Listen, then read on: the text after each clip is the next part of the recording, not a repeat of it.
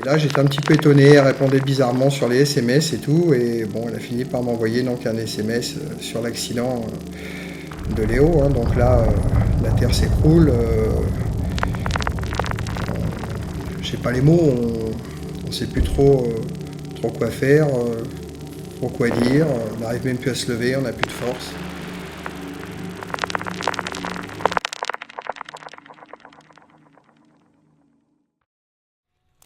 Bam bam bam bam.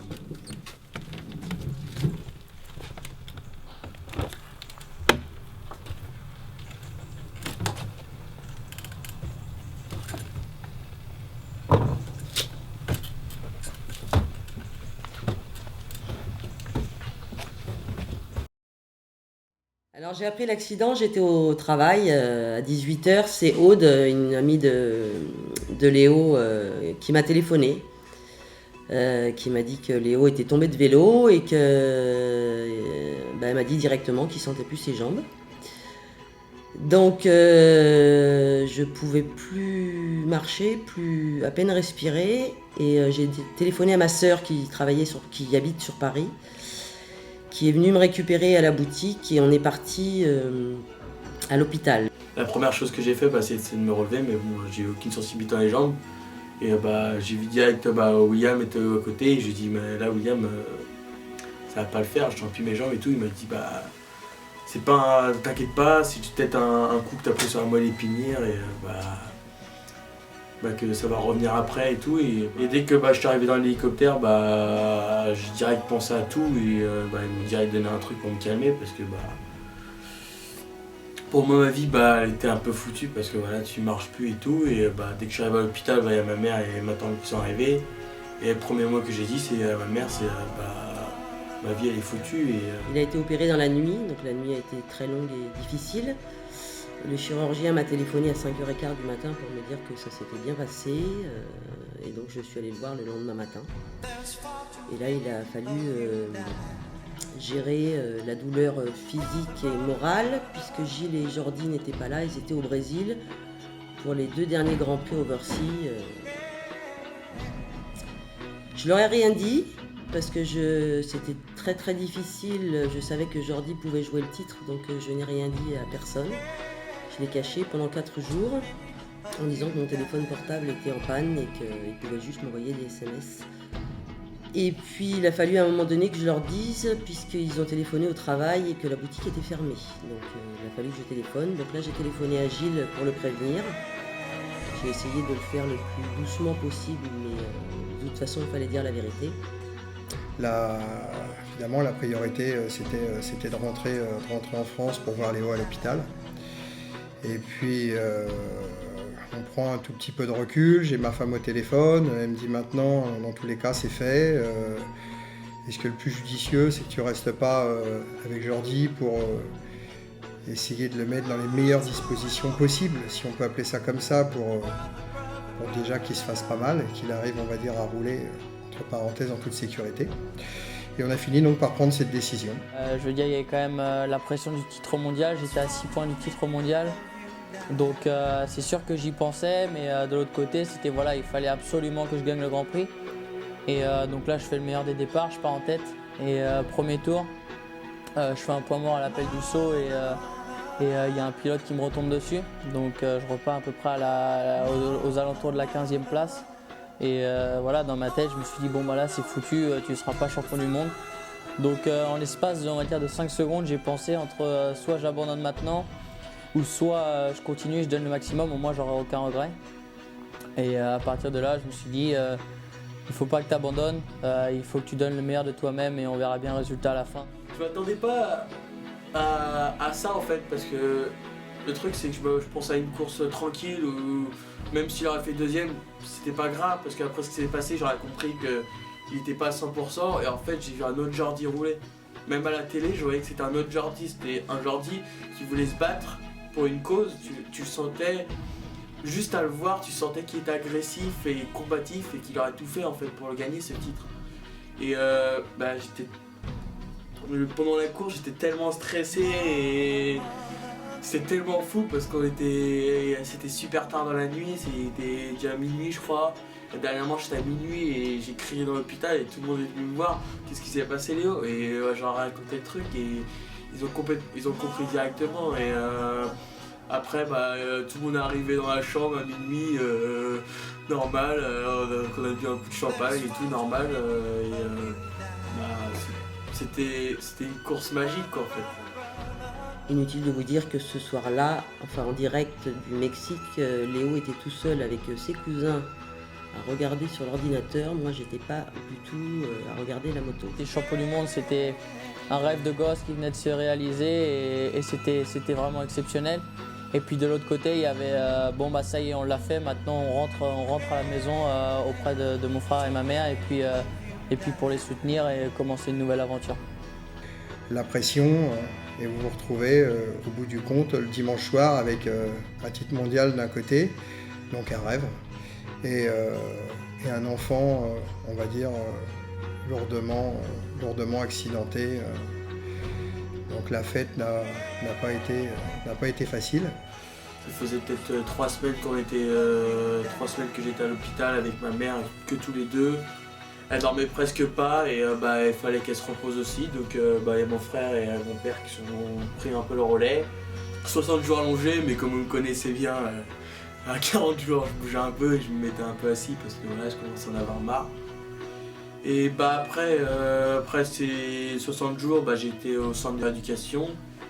Le transfert au centre a été fait. Ça a été très très difficile de trouver un centre parce qu'un centre pour adolescents, c'est loin d'être facile, quoi. Pour moi, c'est limite une maison de redressement.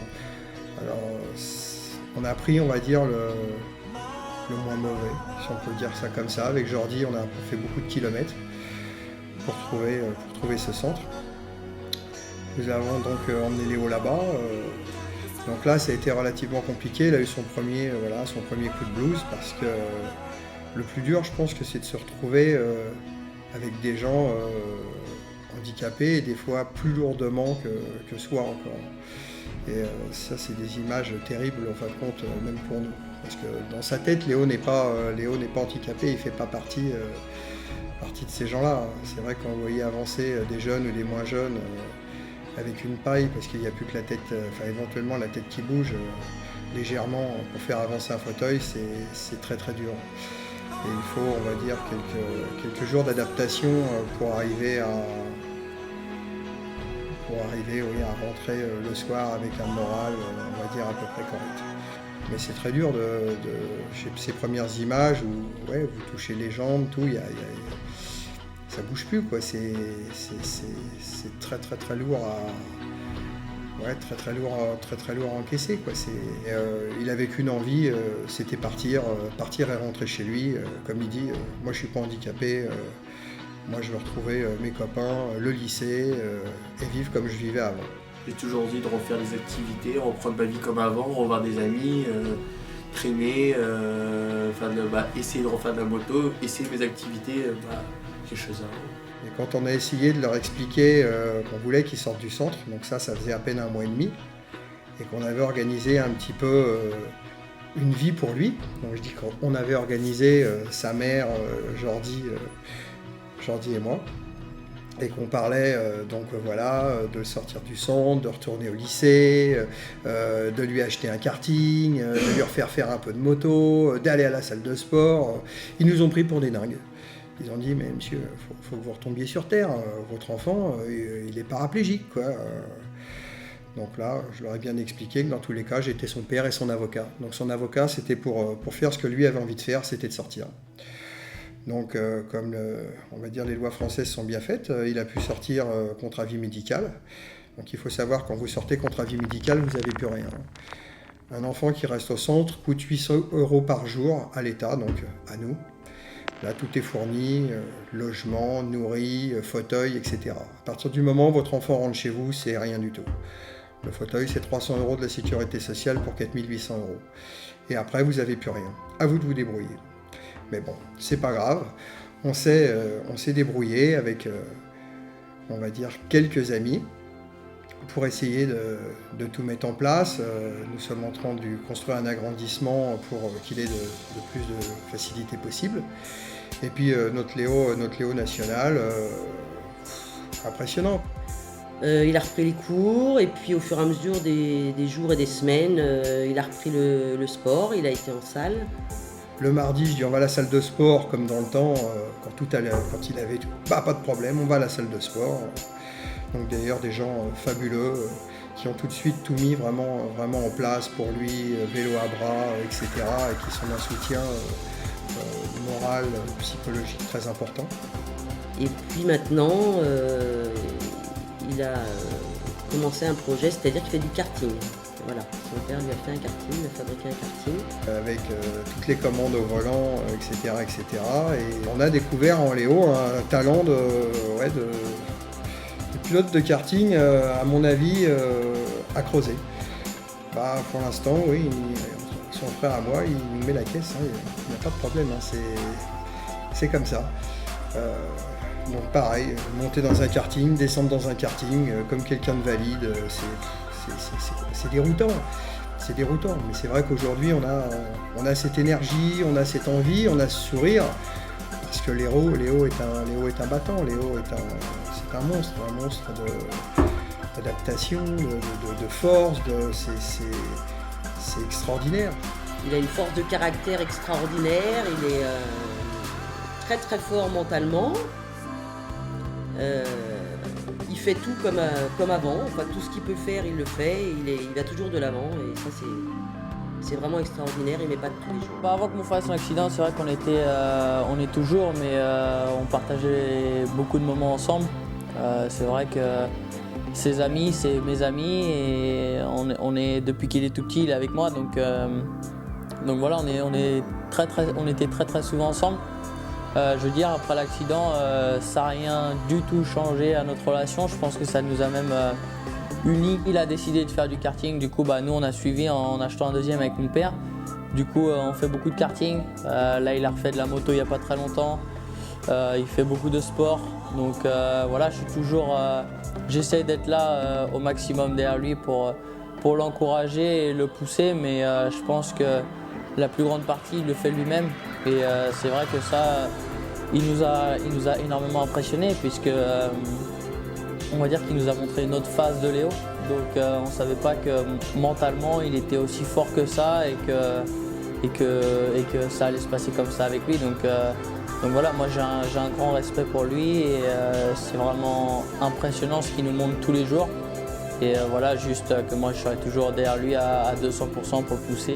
Aujourd'hui, notre vie est pleine de souvenirs, parce qu'à 51 ans, avec donc un enfant qui a 22 ans, bientôt 23, et un qui a 17, ce sont deux grands champions.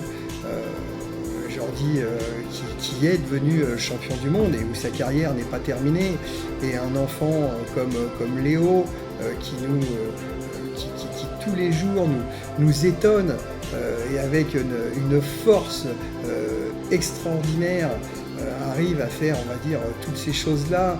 Et grâce à lui, du coup, Jordi et moi-même avons racheté donc un karting pour se faire des bagarres d'anthologie. C'est extraordinaire. Ils me font rêver tous les jours. C'est vraiment une famille, on est vraiment une famille, on va dire, à ce niveau-là, unie et vraiment, c'est vraiment extraordinaire tout ce qu'on peut partager.